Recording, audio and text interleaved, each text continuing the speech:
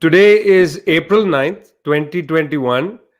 You're watching and listening to Give the People What They Want from People's Dispatch. We have Prashant here already. Zoe is going to join us in a few seconds from Ecuador. I'm Vijay from Globetrotter. It's great to have you with us. It's always a pleasure to be with you on Friday, every Friday, as you know. Give the people what they want. Your half an hour show, a whirlwind tour of international politics. As I said, it's April the 9th. It's 2 days after World Health Day. It's not a random day, World Health Day. It was picked by the World Health Organization. As a child, I marveled at some of the days that used to be celebrated. In the old days in India, we used to take seriously some of these days. I've forgotten World Blood Donor Day. I think that was one of my favorite. World Right. Blood Donor Day, where you try to get people to donate blood, because that's, of course, a great issue in modern medicine. But we had World Health Day 2 days ago on April the 7th. Prashant, tell us a little bit, or take us on a little tour. Take us on a little tour of World Health Day 2021. Right. So this is a very unique World Health Day. All of us know the reasons. We're in the midst of a pandemic. There's a surge in so many more countries now, new variants.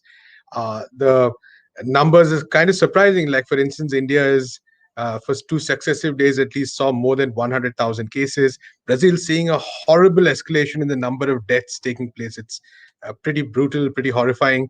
Authorities everywhere struggling. A lot of numbers thrown about, of course. I want to go to one number which is, I think, very revealing in this context, which is that the recent Forbes billionaires list, the usual go-to of many of our colleagues to when we talk about inequality, has shown that in the last year the number of billionaires increased by 660. So that's 660 new billionaires in a year where people across the world have been suffering intensely due to the pandemic. And I think this number really reflects the kind of situation we are in right now. And this really reflects the situation of the global health scenario, so to speak. So we have obscene inequalities when it comes to distribution of vaccines. We have countries like Canada, for instance, which has accumulated vaccines to immunize its population 5 times over, whereas nearly 130 countries don't even have access to the vaccine at all. We have had, of course, 3 million deaths. But the worst part, of course, is that this is nowhere close to over for many countries, mainly for the reason that immunization is not going to take place. Many countries, immunization might not even take place till 2024. The poorer countries, of course, we are very clear about that. Whereas in the richer countries, what we have seen is that there's been a huge amount of profits that have been made to this. There has been a really depressing and disappointing refusal to see the world as one, in some senses, or as people, in the context of vaccinations, because we've seen vaccine nationalism, countries hoarding vaccines, like I mentioned. We've seen intellectual property rights being used in a way that, although vaccine production facilities are lying idle, they're not able to produce them because the relevant provisions of the TRIPS agreement are not being waived. We talked about this last week. There is a proposal to waive these provisions. Over 100 countries support them. But the global north, which has hoarded these vaccines, whose residents, and let's make it clear, whose richer residents have the benefit of these vaccines, they are refusing to allow the waiver of these provisions. So we've been talking about this throughout the year, but this year has really shown us the extent to which capitalism is a disease as well. Because every single inequity, every single inequality that already existed in society has been heightened, has been sort of, its obscene nature has been made all the more evident.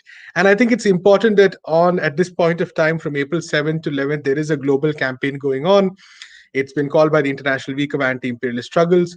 More organizations and movements across the world presenting a set of demands, including the fact that there should be free healthcare, there should be vaccine access for all, there should be a larger socio-economic shift in the way the governments approach the pandemic itself. Because one thing we've seen is that almost all governments across the world have addressed the pandemic as a law and order problem, as a police problem, as opposed to a health issue. We had exceptions, of course. We've seen how in China, there was a huge community upsurge that defined the response to COVID-19. We saw that in Kerala as well, across in India, of course, where across sections. We saw Cuba, of course, the most golden example of international solidarity. But in most countries, the approach has been very carceral. It has been very police based and law and order based. And this has been a huge factor in kind of the situation we are in right now. So globally, I think there's a very powerful movement that's building up. And from April 7th to 11th, they've been holding this campaign. Their demands are very, very simple. The demands are very, very clear that, like I said, these are basic human demands. These are not even necessarily anything out of the ordinary or out of this extremely surprising or anything. But the fact is that at this stage we are in, even these demands are extremely radical. And I think for people's movements, for political parties, it's going to be a huge challenge in the coming years to make sure that these demands are front and center. Otherwise, the number of deaths could be horrifying, and all of these are preventable, which is the sad part. That there are at least probably 2.5 million preventable deaths, the deaths that are going to take place, which could have been preventable in the next 2 years, according to the current way things are going right now. So that's where we're at with World Health Day. And I think that this is the pandemic shadows on multiple issues that we see around us today. And I think it is a day for reflecting on all of these as well. Well, it's important what you said, Prashant, about how many countries have responded to the discussions about the pandemic, protests about the pandemic. They've responded to it as a law and order problem. On the 8th of April, in the morning, I believe, at about 10 a.m., police forces, without a warrant, this is important. They just walked in without an arrest warrant into the offices of the Communist Party of Kenya.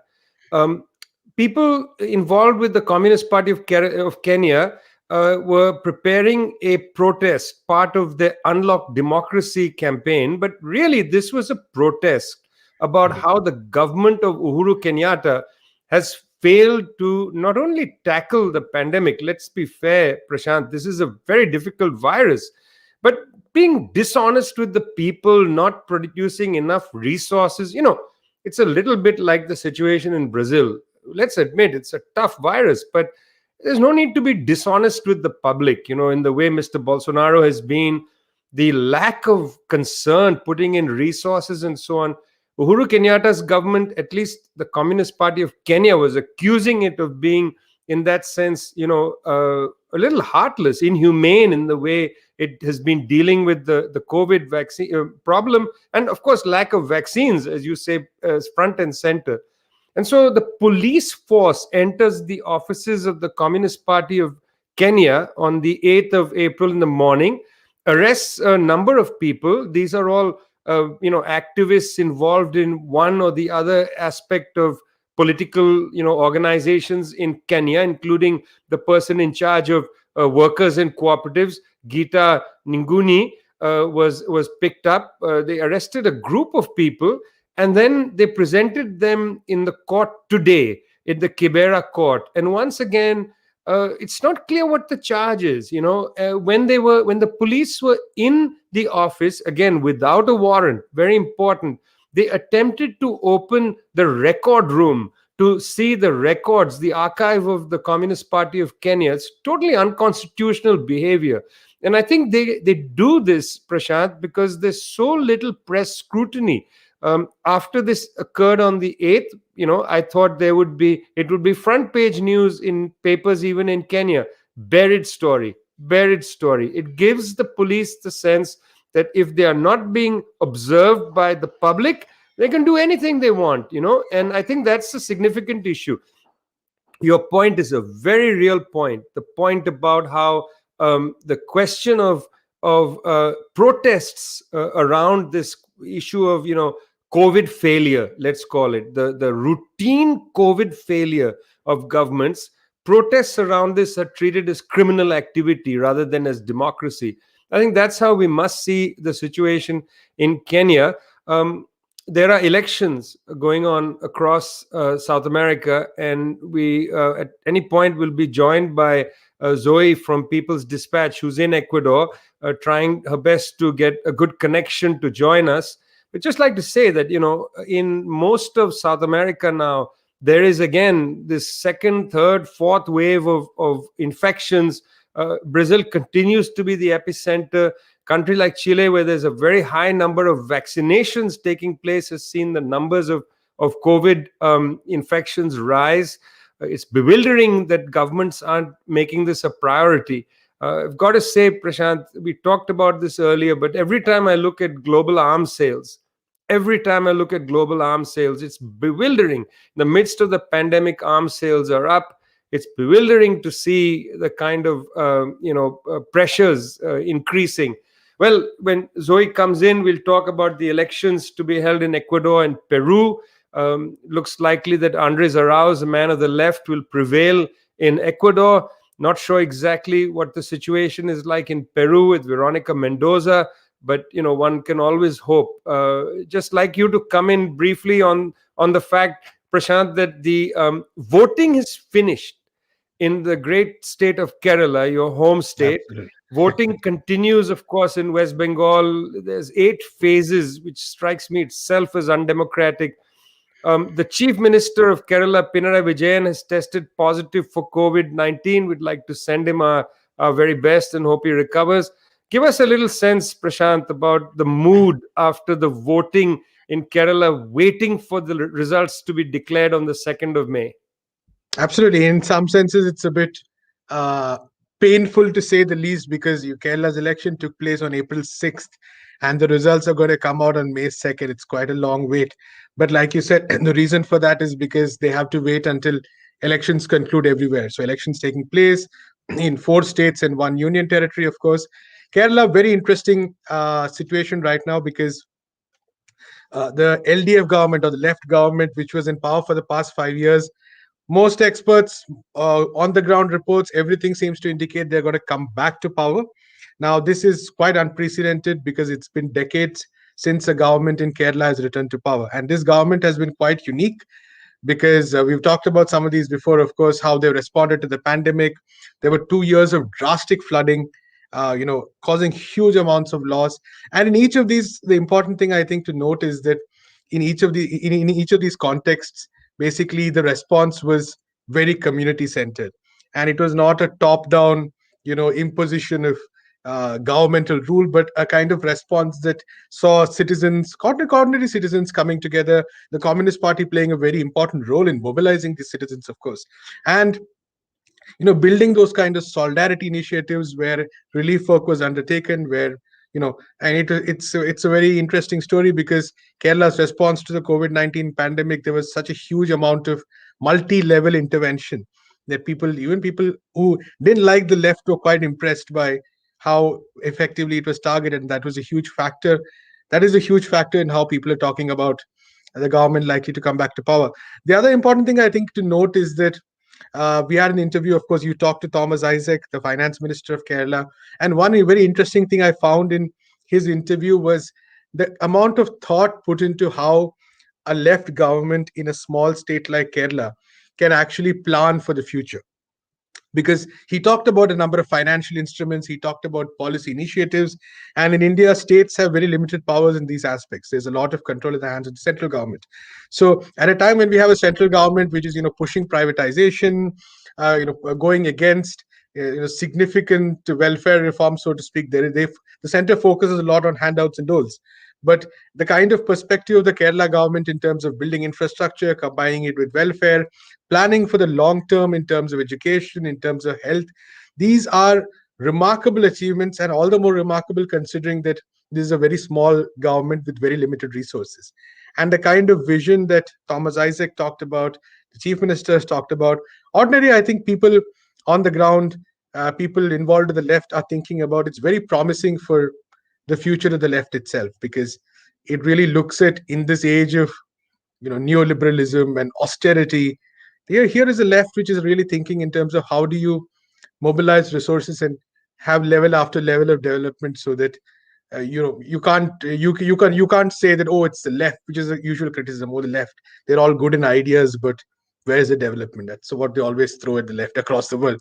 But here you have very concrete examples of it. So I think it'll be a hopeful sign if they come back to power, because a lot of these can be systematized and concretely implemented in the state and set a very strong foundation for the state in the coming years as well. You see, I mean, the interesting thing here is, of course, coming up with ideas that are concrete, that are real, that are tangible, that are, in a sense, something one can learn from. And I feel that there's just not enough done about drawing from the experiences of a place like Kerala. We tend to look at, say, something happening in Germany or even in Spain, and say, let's absorb those lessons. Country like Zambia, for instance, might find much more to learn from Kerala than from the experiences of the United Kingdom. I spoke recently to the Socialist Party's presidential candidate, Fred Mimembe. I mean, Zambia is going to an election in August, and the Socialist Party of Zambia is really giving Mr. Lungo a very strong fight in that country. It's a tough place. We don't know really about the norms of elections. People need to understand it's one of the world's principal producers of copper, an important element inside the everything, computers, every form of telecommunication. And one of the stunning statistics that Fred and I talked about was that in the Copper Belt is a name of is a district in Zambia. In the Copper Belt region from which copper comes, 60% of the children can't read. 60% of the children cannot read the contracts. I mean, this data point is often something that one must emphasize. Speaking of the legacy of colonialism, because, Prashant, the situation of Zambia is deeply entwined with the history of it being Northern Rhodesia, part of the British Empire, brutalized by British rule.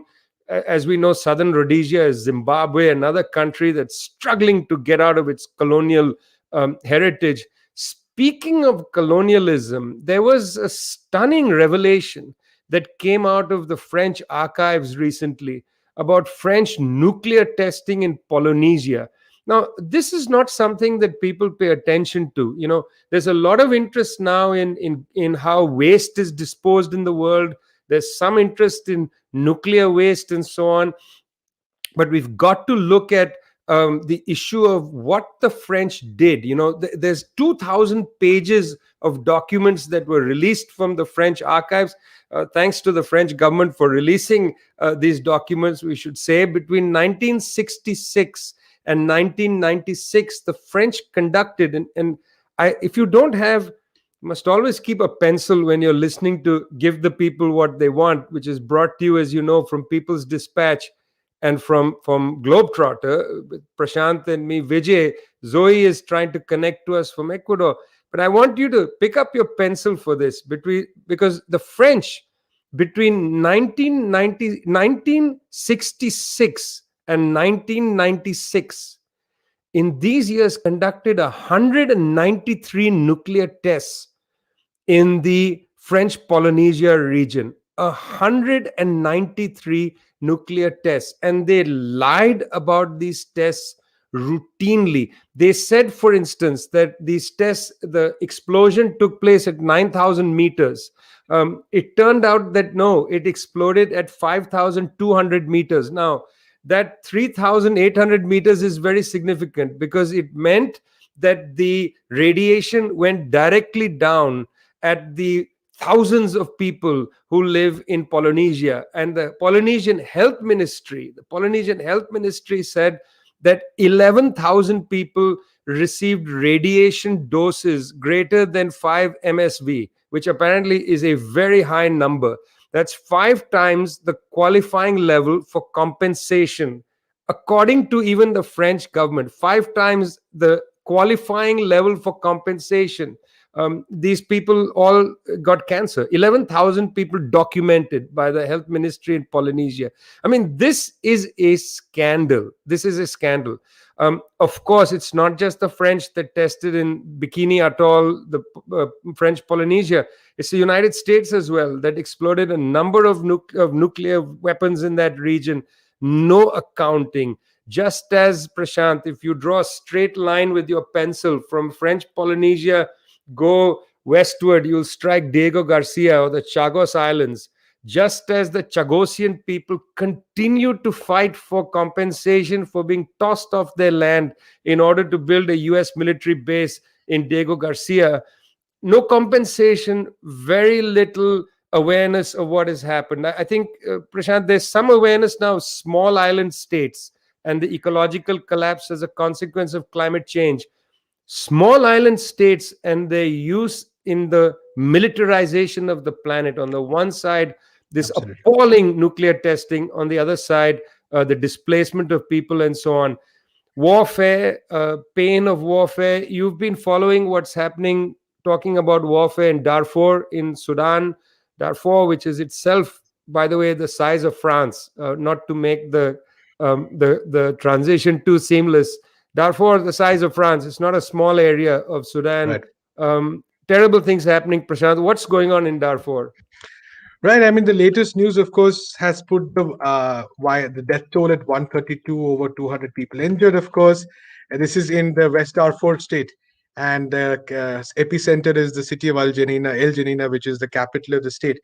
And this is, of course, there was another incident of violence in January as well. At one level, of course, this is being talked about in terms of a clash between tribes people. There are Arab tribes, there are African tribes, the Mesolith tribe, for instance. And that's one way, of course, of seeing it. But there is a much longer history, a much longer story to this, which is that a lot of the militarization took place during the regime of Omar Al-Bashir, who was the president of Sudan for decades. And he was, of course, overthrown a couple of years ago during what is called the Sudanese Revolution. And the Sudanese Revolution was followed by, it's an impressive moment, an inspiring moment, because people under the yoke of dictatorship for so long rose and overthrew that dictator. But what happens after that, of course, is that the military, the establishment, still manages to retain considerable influence in Sudan itself. There were peace talks with some of the rebel groups in the Darfur region. Even a peace agreement was reached, but the fact remains that it has not really been, internalized or implemented, because the fact that the Sudanese military has that amount of influence in the establishment. There's a unit called the Rapid Support Forces, which has close links to some of the Arab tribes we're talking about. The Rapid Support Forces includes elements which are used to conduct the genocide in Darfur. And amid all this, the UN force, which was deployed in Darfur, of course, was withdrawn, with the understanding that all the parties who are part of this new peace agreement would do the peacekeeping instead. But what has happened is that there's been a gap, so to speak, because the peace agreements have not been fully implemented. And this is an issue which I think the left in Sudan especially has been raising continuously. The very basic fact that at the end of the day, the military's influence over the transitional government, over all levers of power in Sudan, continues uninterrupted. Those military personnel who have been involved in human rights violations, including high-ranking officers, they have not been punished, they have not been identified, and they continue to exert power in the system, which means that inevitably, like, some of these are actually small incidents which kind of snowball. For instance, in this case, it was the death of two people. People were not happy that there was no follow-up from the state, and then it just escalated. But behind all these escalations lies the fact that the state power itself is so skewed, and those holding positions of power basically have been involved in such incidents before. So there's a huge trust deficit as well. The consequences are shocking, because the UN was forced to suspend humanitarian aid, and this could affect up to 700,000 people in that region. And in January, we saw that 163 people were killed, and this is April, we have another 132 people that are being killed as well. So what we're seeing, I think, here is that the implications of a revolution not really reaching where it should have, which was, or the vision of the revolution, which was that the entire establishment of Omar al-Bashir's era be overthrown, did not really take place. And this is something we've seen in neighboring Algeria as well, where, of course, Abdulaziz Bouteflika was overthrown, but his establishment has continued. They have arrested journalists, they have arrested protesters, they've carried out all kinds of say repression as well. So especially North Africa, a lot of issues going on in that region, in the sense that very powerful people's movements took place, of course, but at the same time, what we saw was that these have not reached fruition, and the impact of this is often seen in massacres and incidents of violence like this. So Also, of course, there's a role of imperialism. Sudan's process is being dominated, controlled by a lot of countries in the vicinity, the US, and the US and the European Union all having a say in this and propping up the government, so to speak. So that's where we are right now. Yes, so that's a very complicated story, and I do remember reading Mahmoud Mamdani's book about it, and I'm glad that we've been following this, and I think People's Dispatch has been following Sudan better than anybody in the world. Don't forget, people, you got to bookmark People's Dispatch. Come read the site daily. Zoe, great to have you back. You vanished at the start because of the internet. We've just got a few minutes to go. I'm going to let you spend the next 5 minutes telling us what's going on in Ecuador, and will Veronica Mendoza win the election in Peru? Zoe. Well, yes. Sorry about the technical issues. The stars are not aligned for me today. Um, but yeah, I'm here in Quito.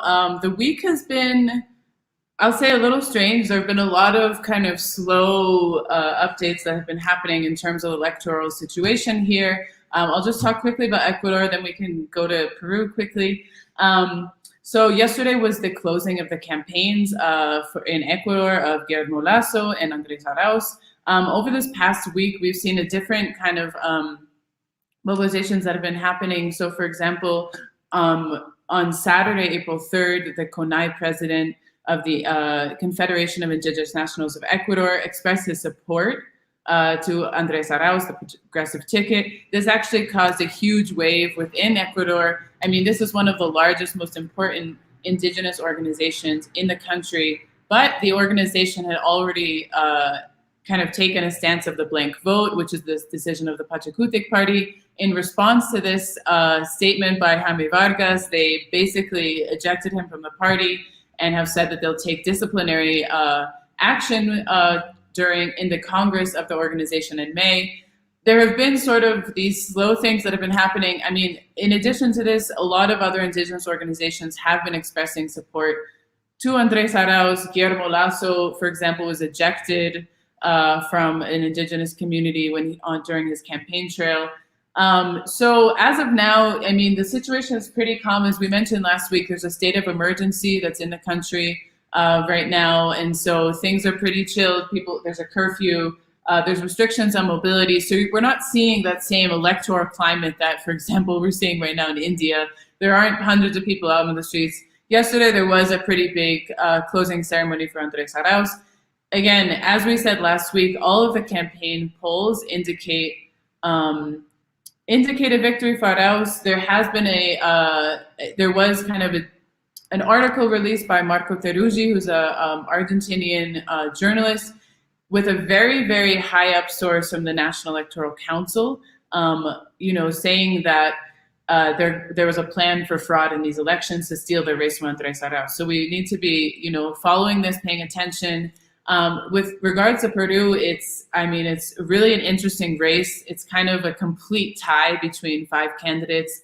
As we've said that it could be a runoff election between the far right and the center right. It could be a runoff election between, the progressive candidate Veronica Mendoza, who's, from the Together for Peru party, who has a lot of, positive progressive proposals, and the far right.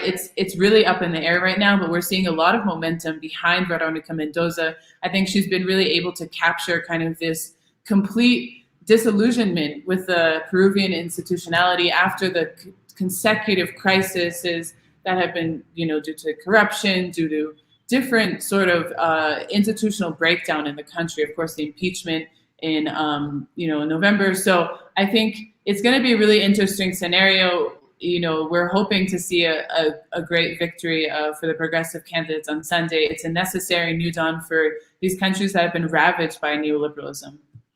Well, Zoe, keep an eye out for everything that's happening in these countries, because next week you have to give us a very important report about Ecuador, Peru, the possibilities of a different future for the people of South America.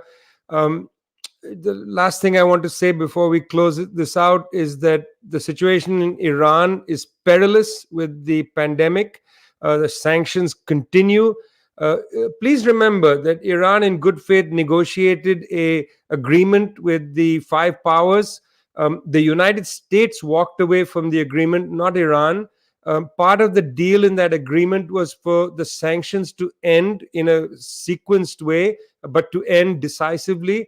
The United States has now proposed step by step removal of sanctions. The Iranians have quite rightly rejected this. It goes against the arrangement of a nuclear deal, which the Iranians had already negotiated. They say we don't want to go back and renegotiate the deal, because then people just don't have faith in deals that they negotiate in good faith. The Iranians have released a South Korean carrier about an hour or so ago. It is now sailing out of Iranian waters. The Iranians have done this partly to come to the table in Vienna in good faith and have a advance of this discussion, not again to renegotiate the nuclear deal, but to proceed to end conclusively the sanctions policy. We'll come back to this story, friends, because the Iranian story, I think, is grotesquely mismanaged in the world media, in the same way, I think, as many of the stories related to the South American elections are mismanaged. The question that Marco Teruggi is raised in Ecuador of fraud, I think, is a serious question. It's not merely yelling fire in a crowded theater. It's a serious question, and Mr. Teruggi, I think, should be congratulated for bringing this into the open. You've been listening to Give the People What They Want. Comes to you every Friday from People's Dispatch. We have Prashant and Zoe, fantastic people, fantastic website. Please go every day. And me, Vijay from Globetrotter. We try our best for you. I'm not sure if we're entirely successful. Let us know how we can improve this show. We like to hear from you. Anything else, guys? Zoe, take care of yourself. We'll be with you on Sunday, covering the Peruvian elections, Ecuadorian elections, and of course the subnational Bolivian elections. So do stay tuned to People's Dispatch social media pages. We'll be giving some live updates if the stars from the ground. Make sure you sharpen your pencil, Zoe, before you go outside and write everything down in your notebook. Got it. Give the people what they want. That's you. It's Zoe, Prashant, and Vijay. See you next week.